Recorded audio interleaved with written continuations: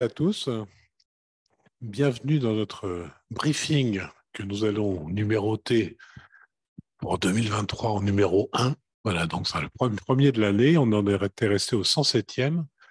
Et mes voeux pour cette année, en dehors bien sûr de la santé, prospérité, tout comme ça, c'est qu'on ait moins de briefings cette année, qui s'arrêtent plus rapidement, ce qui signifierait des nouvelles positives et nous le souhaitons tous.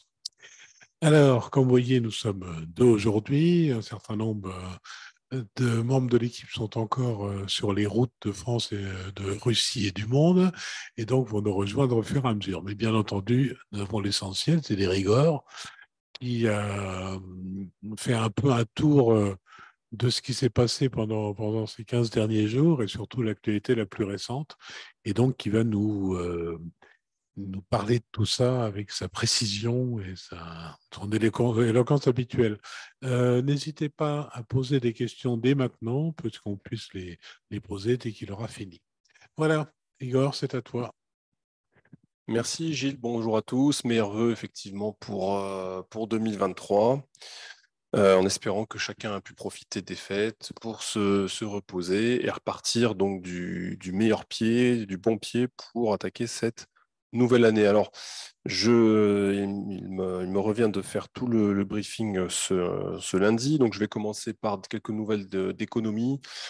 Avec tout d'abord une enquête qui a été réalisée par un site spécialisé en recrutement, le site Headhunter, que ici tout le monde connaît bien, qui revient sur l'année 2022 avec des chiffres qui indiquent que près d'un tiers des entreprises en Russie ont eu recours au licenciement en 2022, et particulièrement les grosses entreprises.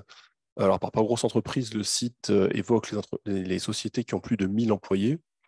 Dans leur cas, ce sont 44% des sondés qui ont affirmé avoir eu recours à des licenciements pour, j'allais dire, se maintenir à flot. Alors, cette enquête montre que ce sont en fait les grandes compagnies qui ont le plus souffert des conséquences du conflit, les sanctions évidemment, mais également la mobilisation partielle.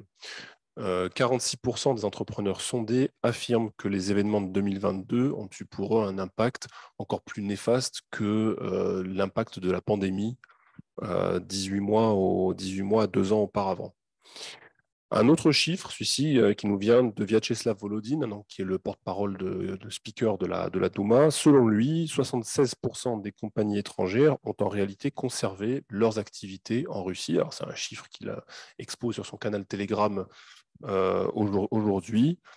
On ne sait pas vraiment d'où il le tient. Enfin, il affirme le tenir j'allais dire, de l'examen de bases de données qui sont nourries par les entreprises elles-mêmes. Mais évidemment, c'est un chiffre qui paraît, j'allais dire, très optimiste au vu des départs dont on a entendu parler régulièrement les mois derniers. Mais en tout cas, le fait qu'il vienne de monsieur Volodine vaut la peine qu'on le mentionne. Ce qui m'amène donc aux informations concernant la société, puisqu'on parlait d'optimisme, eh bien, je vais revenir sur quelques sondages de fin d'année qui ont été, j'allais dire de manière assez traditionnelle, réalisés pour sonder la société russe sur la perception de l'année 2022, les attentes à l'égard de 2023, les perspectives. Alors, principalement des sondages qui ont été réalisés par le centre Levada, qui, comme je le rappelle, est qualifié d'agent de l'étranger, et par le FTIOM, qui est réputé être un peu plus loyal à l'égard du pouvoir. Alors, sur ces perceptions et ces réceptions, j'allais dire, par la société et la population russe, 53% des sondés par le centre Levada estiment que 2022 a été plus dur que 2021 en ce qui concerne leur situation personnelle et celle de leurs proches. Toujours selon Levada, 76% des sondés estiment que 2022 a été plus difficile pour le pays que 2021. En revanche, seulement 30% des sondés sont prêts à qualifier 2022 de mauvaise année. La majorité, 55%, la qualifie plutôt d'année moyenne. On peut dire que c'est donc lié peut-être à une grande fameuse résilience, ou en tout cas une perception de quelque chose de mauvaise année qui est différente de celle que l'on pourrait avoir par exemple en France, et peut-être que les gens accrochent ça à des souvenirs encore antérieurs, plus mauvais peut-être qu'ils ne semblent le concevoir pour l'année 2022. Alors, quelle est l'attente à l'égard de 2023? 45% selon le FTIOM pensent que 2023, 45% des sondés pensent que 2023 sera un bon millésime pour la Russie, et 51% en revanche considèrent qu'elle risque d'être une année difficile. Je poursuis donc sur les nouvelles à l'égard de la société en revenant brièvement sur l'allocution de Vladimir Poutine du 31 décembre, la traditionnelle allocution des vœux du président russe. Alors je rappelle que c'est une tradition qui est plutôt attendue, en tout cas un événement qui est plutôt attendu et relativement quand même suivi par la population russe le soir du 31, puisque le président russe prononce son allocution quelques minutes avant minuit, avant les 12 coups de minuit, qui marquent donc l'entrée dans la nouvelle année.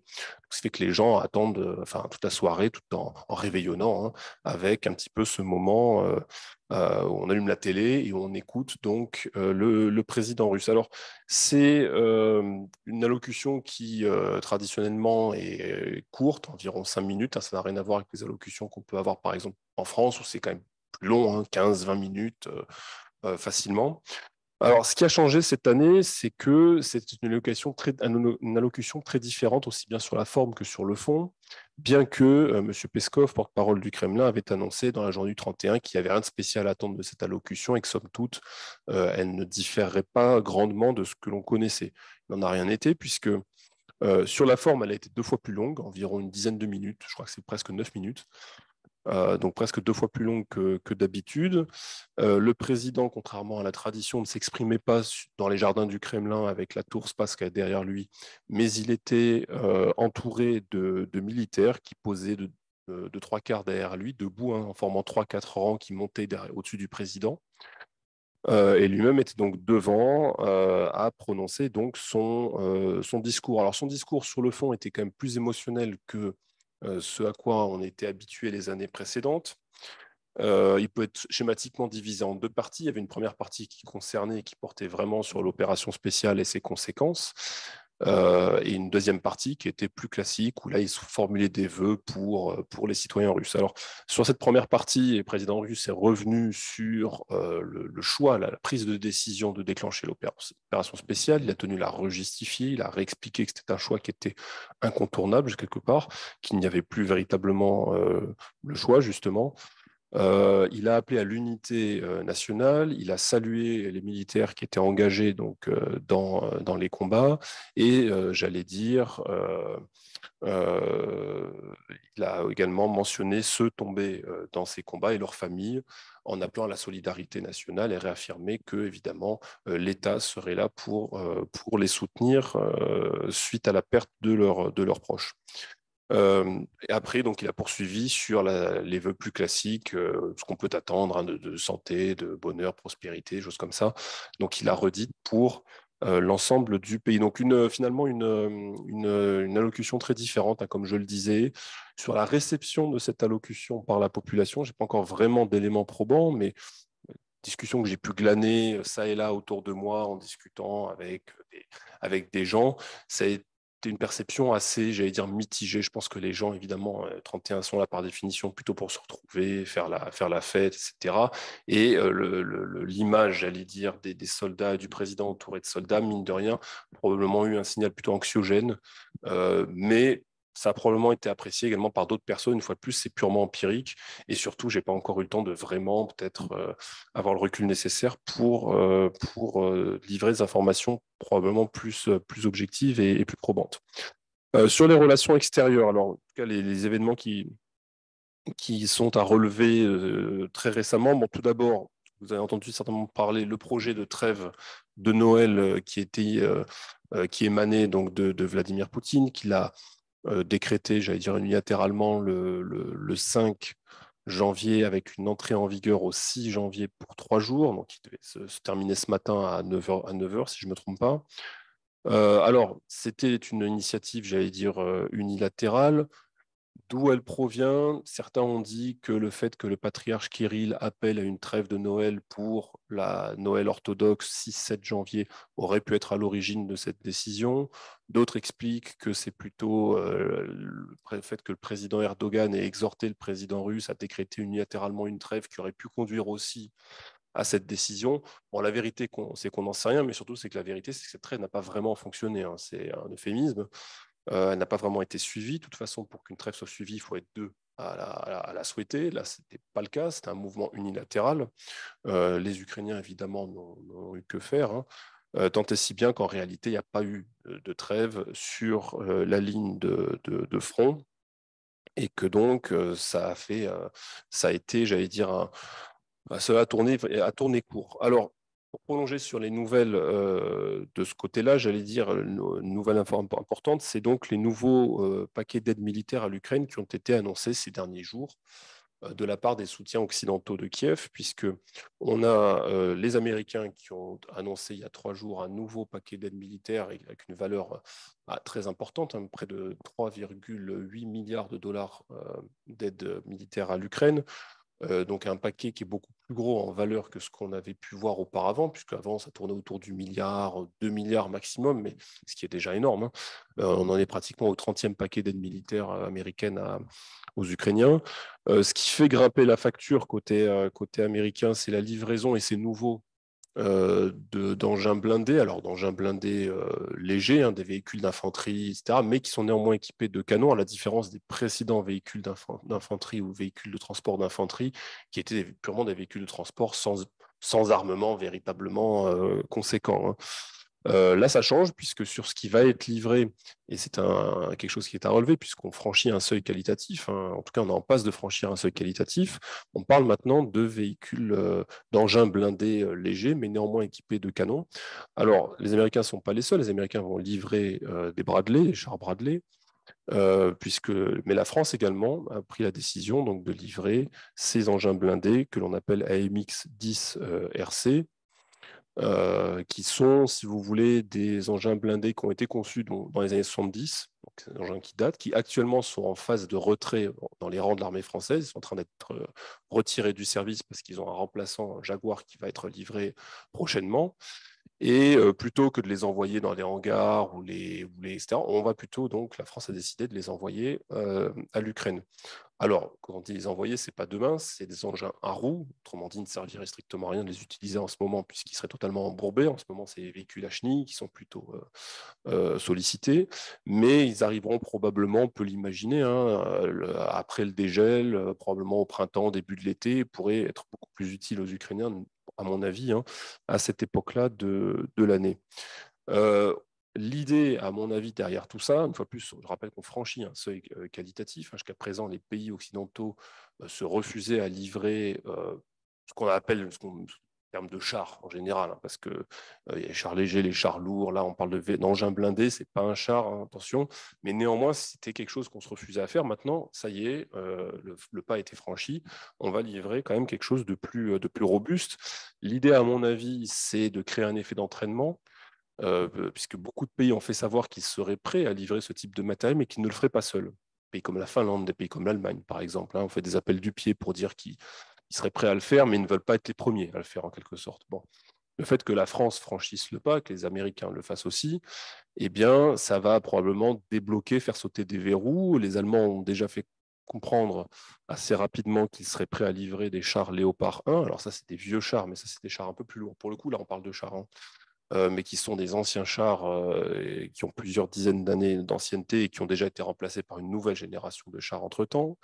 Les Britanniques, ils sont très, très, comment dirais-je, fervents soutiens des Ukrainiens, ont aussi fait savoir qu'ils pourraient emboîter le pas et livrer des engins blindés. Donc, ça pourrait faire sauter un certain nombre de verrous et donc amener à des livraisons de matériel, comme je disais, plus robustes. Là, je redis ce que j'expliquais à l'automne. Aujourd'hui, il faut bien comprendre que les pays occidentaux livrent du matériel qu'ils n'imagineraient pas devoir livrer ou se sentir dans la nécessité de livrer au mois de mars ou au mois d'avril. On est donc toujours sur cette pente, on a rappelé dans ces briefings à longueur de mois, une pente d'escalade, hein, dans la livraison de matériel, puisqu'on monte progressivement, mais néanmoins, en gamme avec du matériel de plus en plus, de plus en plus létal. C'est un petit peu peut-être idiot de le prendre comme ça, mais en tout cas des choses qu'on ne souhaitait pas livrer au départ et qu'on livre aujourd'hui. J'ajoute à cela évidemment les batteries patriotes. Là aussi, les Américains expliquaient cet été que ce n'était pas nécessaire, que les patriotes, on n'en était pas là. Les Américains vont livrer donc une batterie de patriotes, donc des missiles antiaériens, donc une longue portée, hein. Les Allemands vont faire de même. Une batterie de missiles Patriot, enfin un complexe Patriot, c'est un demi-milliard de dollars pièce. Là, ça va là aussi venir peser un peu plus dans ces paquets d'assistance militaire à l'Ukraine. Toujours pour finir sur ce point-là, on voit bien que la France, finalement, est quand même en termes de panoplie, en tout cas de palette de matériel qui a été livrée, c'est quand même assez conséquent. On rappelle les Césars, on a déjà bien parlé, il y a eu les Césars. Il y a eu évidemment les missiles anti-char Milan avant les Césars. Les Crotales, on a parlé également des VAB, des véhicules d'avant blindés, donc ça c'est transport de troupes en quelque sorte, pas vraiment un véhicule offensif, mais c'est pour du transport de fantassins. L'artillerie avec le canon TRF-1, toujours des obus de 155 mm, donc standard OTAN, comme les Césars. Et maintenant, les AMX 10RC. Alors, avec une particularité, c'est que ces AMX ont un calibre de canon qui est très particulier, 105 mm, qui est assez rare, ce qui risque de poser des problèmes probablement d'alimentation de ces canons, puisqu'il n'y a pas beaucoup de pays qui utilisent, d'armées, en tout cas européennes, qui utilisent ce type de calibre. Et ça pourra poser un problème probablement dans le ravitaillement. Enfin, on voit de plus en plus l'armée ukrainienne ressemble un peu à un patchwork comme ça de matériel, du matériel ex-soviétique, du matériel européen, mais qui, comment dirais-je, est ancien, hein, et parfois qui a été retiré du service. Et donc, ça amène également des défis et des problèmes pour la logistique, mais surtout pour la maintenance de ce matériel. On a déjà parlé ici brièvement de ces problèmes de maintenance pour que tout ce matériel fonctionne, et puis sans parler de la formation à l'emploi de ce matériel très divers. Je vais finir avec une nouvelle sur les céréales, dont on a aussi beaucoup parlé et dont on va encore parler, avec quelques chiffres donnés par le ministère turc de l'Agriculture. Alors, c'est que la Turquie est importante dans le deal céréalier qui a été conclu entre l'ONU, la Russie, l'ONU et l'Ukraine, hein, pour sortir les céréales ukrainiennes et les amener sur le marché mondial à travers un corridor sécuritaire en mer Noire, corridor maritime. La Turquie étant quelque part maître d'ouvrage dans la sécurisation, j'allais dire, d'une partie de ce corridor et, j'allais dire, des mesures pour le suivi des bateaux et en tant que maîtresse donc, des détroits turcs, Bosphore et Dardanelles. Alors, selon le ministère turc de l'Agriculture, en 2022, ce sont 17 millions de tonnes de produits agricoles ukrainiens qui ont transité donc par ce corridor maritime en mer Noire et qui ont donc rejoint le marché mondial. Et sur ces 17 millions de tonnes, seuls un peu plus de 5% ont été envoyés vers les pays dits pauvres. Le reste est donc étalé vers des pays dits non pauvres. Voilà, Gilles. Merci de ce brillant exposé et utile. Je vais revenir au tout début de ton intervention avec ces statistiques sur les entreprises qui ont licencié. Alors, il s'agit probablement vraiment d'une différence dans les domaines professionnels, mais on entendait par d'autres sources le fait qu'au contraire, ils avaient des problèmes à trouver du personnel et des cadres. Donc, probablement, il ne s'agit pas des mêmes. Ceux qui sont licenciés ne sont pas à même de remplacer ceux qui sont recherchés. Et est-ce que ceux qui sont recherchés ne sont pas justement ceux qui sont partis soit début mars, soit plus tard avec la mobilisation? Oui, probablement que là, c'est une photographie générale. Après, il faudrait faire comment dirais-je, un criblage avec les secteurs, hein, et puis décomposer. Mais c'est certain qu'il y a un double phénomène. D'une part, il y a des entreprises qui travaillaient avec des clients à l'étranger, par exemple, qui travaillaient en tout cas à l'international, quel que soit leur secteur d'activité, et qui, du fait des sanctions, du fait de l'arrêt des liaisons aériennes directes, du fait de l'interruption des Mastercard, Visa, virements bancaires, etc., enfin, on peut tout imaginer, évidemment, vu leur activité plus qu'entravée, et donc, mesures, j'allais dire, de survie ou mesures préservatoires, elles ont décidé de licencier le personnel qu'elles ont jugé qui n'était plus nécessaire vu que leur activité s'est contractée.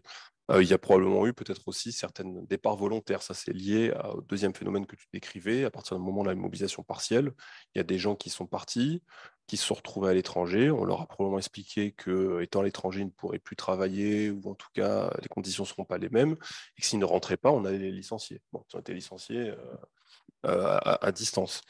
Donc, il y a ce phénomène-là qu'on a observé, hein.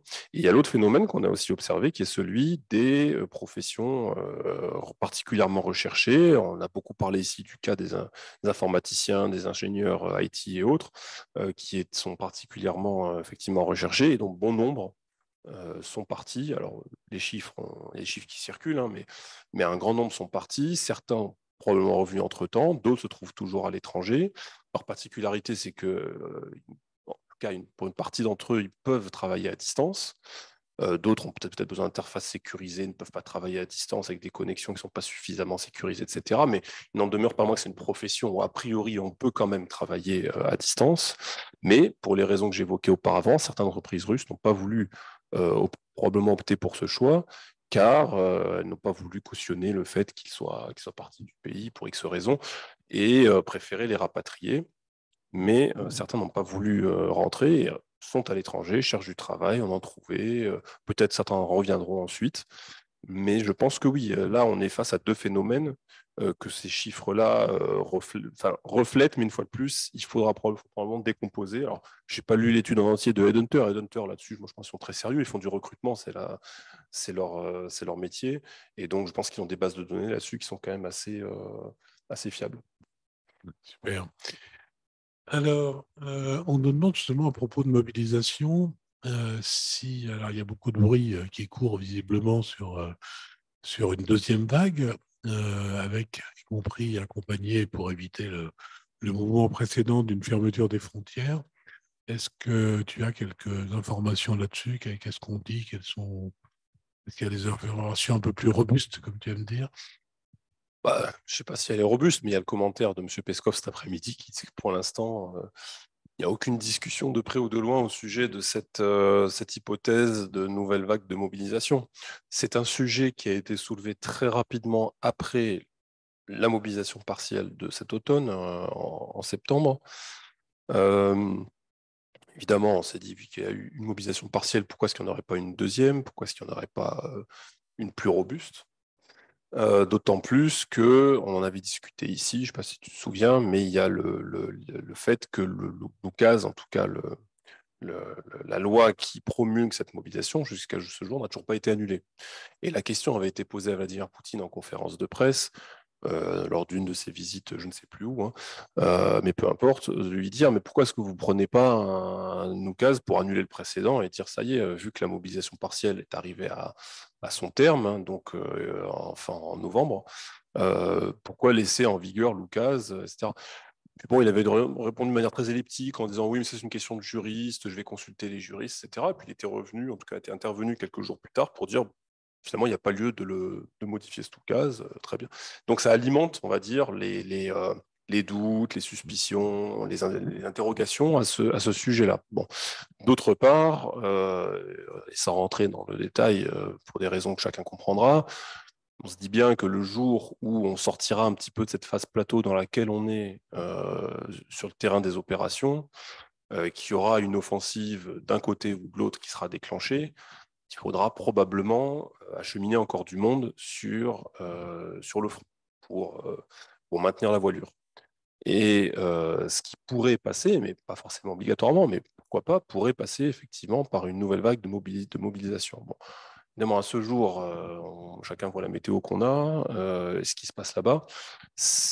Le narratif, le discours, c'est de dire circuler, il n'y a rien à voir, il n'y en aura pas. Ce qui est certain, c'est que moi, je pense que quel que soit ce qui se passera, mobilisation partielle, intégrale, ou quelle qu'elle soit, il y a des enseignements qui auront été tirés de la première, ce qui aura donc été une première vague de mobilisation partielle, concernant voilà, la façon dont elle a été gérée au niveau de l'intendance, au niveau des commissariats militaires, mais aussi de la façon dont la population a réagi avec les départs qu'on a connus à l'automne, les aéroports encombrés, les routes dans le Caucase qui étaient encombrées, etc., etc.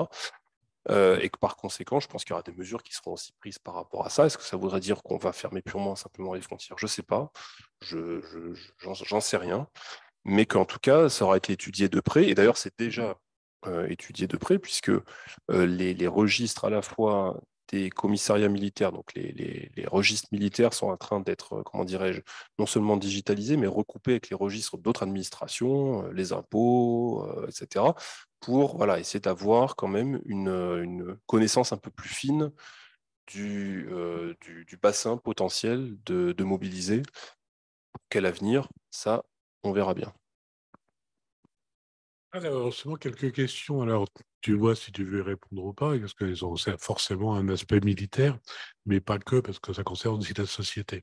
Est-ce que la frappe de Malika aurait pu avoir un impact sur la décision par le pouvoir d'une nouvelle mobilisation et sur comment elle pourrait être vue par la société russe? Parce que je pense que là, un peu le cœur du problème aussi, c'est la réaction de la société à une nouvelle phase éventuelle de mobilisation. Ça fait partie des paramètres qui, à mon avis, seraient pris en compte si jamais une telle décision était prise. Bon, sur la frappe elle-même, effectivement, je vais vraiment faire aucun commentaire, mais par rapport à la question qui est formulée, je pense que, à savoir est-ce qu'elle aurait pu être prise en compte, j'ai le sentiment de dire que c'est, à mon avis, peu probable. Oui, alors, puis d'autant plus que ça peut avoir un impact dans un sens ou dans un autre, Ouais. d'ailleurs, parce que voilà. Alors, c'est une question plus globale. Cet automne, on avait l'impression que l'Occident voulait un peu calmer le jeu et ramener tout le monde à la table de négociation. Mais là, quand on voit la montée en puissance des aides militaires, on a l'impression au contraire, que le conflit se poursuive et s'intensifie et vraiment mettre la Russie à genoux. Pourquoi ce revirement?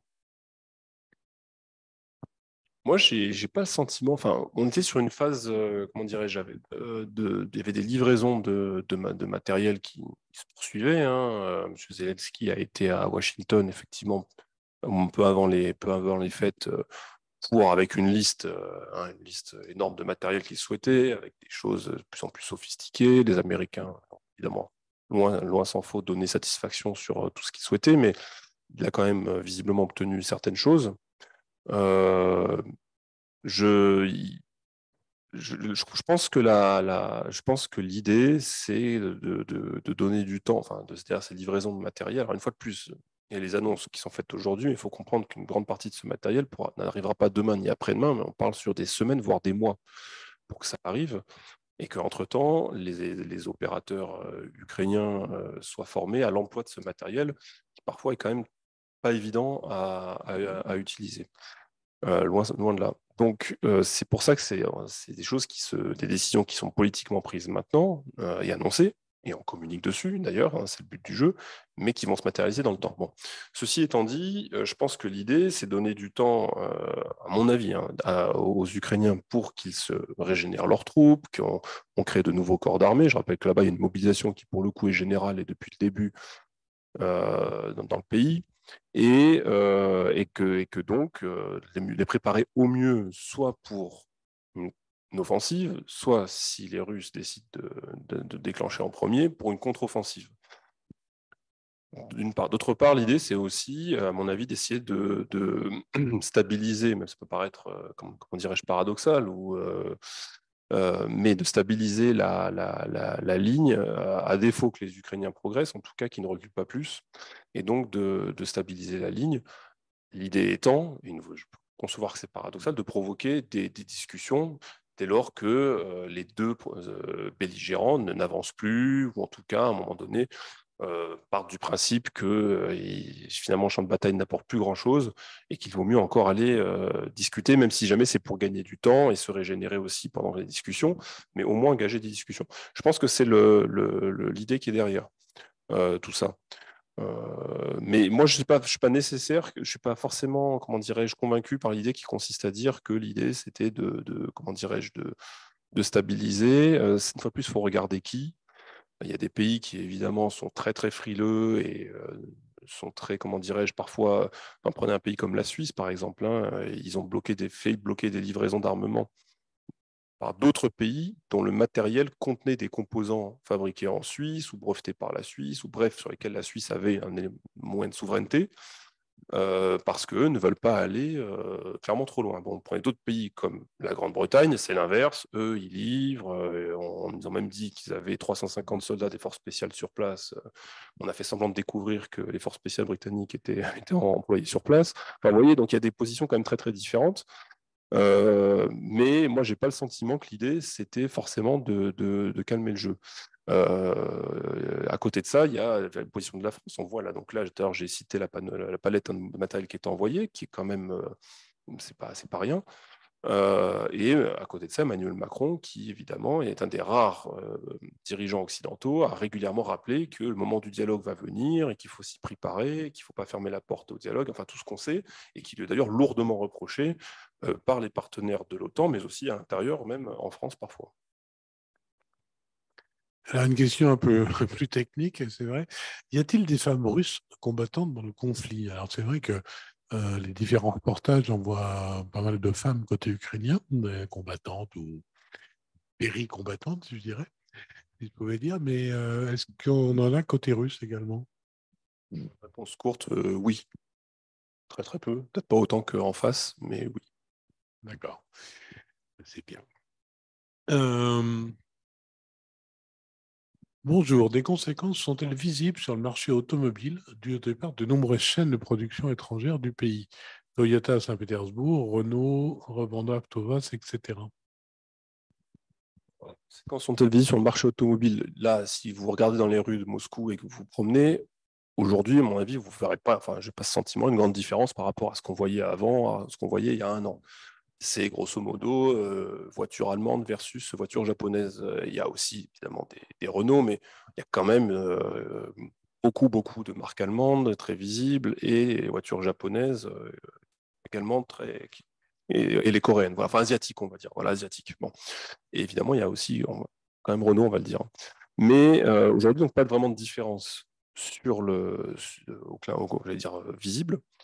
En revanche, je crois qu'il y avait un article ces jours-ci, où je ne sais plus, enfin, je retrouve la référence, mais très bien fait, qui expliquait, avec des données chiffrées, que les constructeurs chinois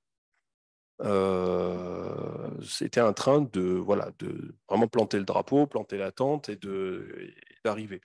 Et ça, de manière visible, on peut le voir si on fait attention, parce qu'on voit de plus en plus, même si c'est encore assez, comment dirais-je, assez limité, assez marginal, mais des marques, alors que même moi je ne connaissais pas, pourtant j'aime bien les voitures et je suis les voitures, hein, mais ce qui se passe, mais qu'on ne connaissait pas qui apparaissent. Alors ils n'ont pas forcément des designs non plus qui font qu'on se retourne dans la rue, hein, pour les regarder, mais on s'aperçoit en voyant l'enseigne que c'est quelque chose de différent, et ce sont des marques chinoises.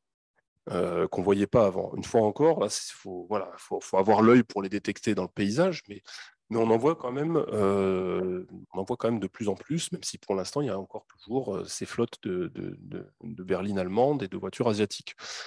Mais après, les constructeurs chinois, oui, sont en train de s'implanter et d'exporter, alors produire sur place, je ne sais pas, je ne pense pas encore, hein, Alors, mais c'est pas tout à fait de la production, mais c'est de l'assemblage, parce que notamment à Toula, il y a la marque Aval ouais, qu'on voit énormément à Moscou. Moi, j'ai été frappé ouais. justement par Alors dans les cela, oui. nouvelles voitures qu'on voit maintenant, et Aval, notamment en Mm, car sharing, ouais. il y en a beaucoup. Mm, Et mais bon, autrement d'ailleurs. Et puis, j'ai lu récemment effectivement que la fameuse usine Mosfetch, ouais. donc ex-Renault de Moscou, accueillait maintenant justement de la même façon une usine d'assemblage, non pas de fabrication, mais d'assemblage Mm. de voitures japonaises. Alors c'est encore une marque inconnue, mais Japonaise, voilà. hein, ou chinoise, Donc japonaise. qui sortira en réalité sous le nom de Mosfetch, mais ce seront des voitures purement chinoises Chinoise. où on est content d'essayer de remettre le clignotant Ouais. et je ne sais quoi. Enfin, voilà, Ouais, donc ouais, c'est ouais, un peu ça. ouais.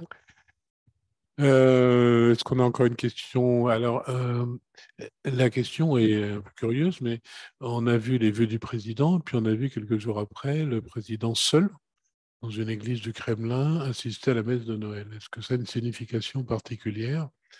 D'habitude, on la voyait plutôt au sein d'une petite foule dans une église plus populaire. Ouais. Est-ce que c'est un signe d'isolement? Est-ce que c'est...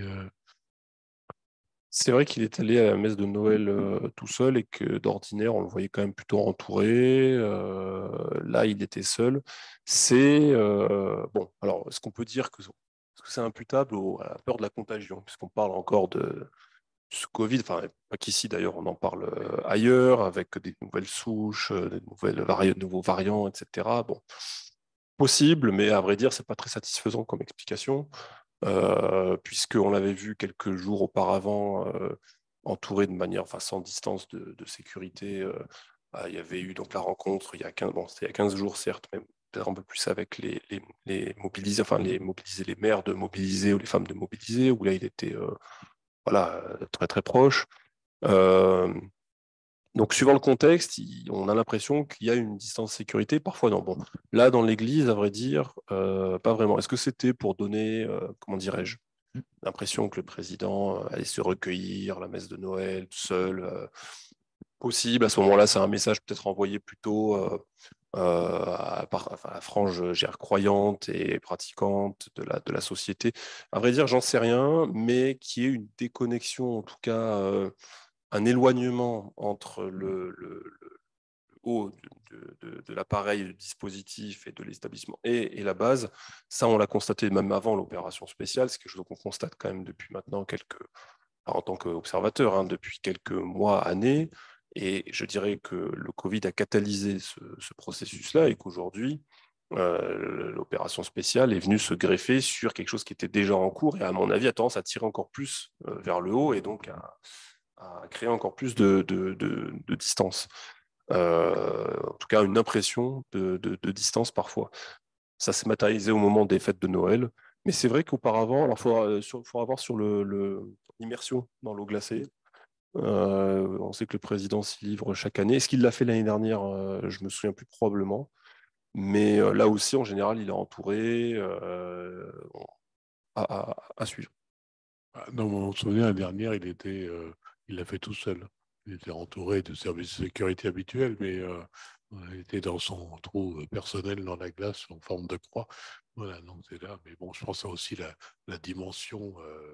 J'ai peur de rien, et voilà. Donc il y a un peu ce côté-là, un peu viriliste toujours. Voilà. Bien, écoutez, nous sommes arrivés au bout des questions. Merci encore une fois de votre fidélité. On vous donne rendez-vous donc pour le numéro 2, briefing numéro 2 2023, donc nouvelle saison, si on peut dire, qui sera donc jeudi, comme d'habitude. Alors, n'hésitez pas à envoyer toutes vos questions par avance, donc sur notre hotline@ccfr.ru. Ce sera plus facile déjà. Ça nous permettra éventuellement de préparer des réponses un peu plus fondées encore que celles que nous essayons d'amener au quotidien. Et donc, on se retrouve à 17h30 jeudi, donc un peu plus tôt en France, 15h30. Et puis, bien entendu, vous pouvez nous retrouver nos vidéos, nos briefings sur notre compte YouTube. J'en profite d'ailleurs pour saluer les équipes qui sont particulièrement rapides pour mettre en ligne ces comptes rendus YouTube. Merci à elles en tout cas. À très bientôt, à jeudi en tout cas. Et comme d'habitude, la CCI France-Russie est à vos côtés. Tenez bon.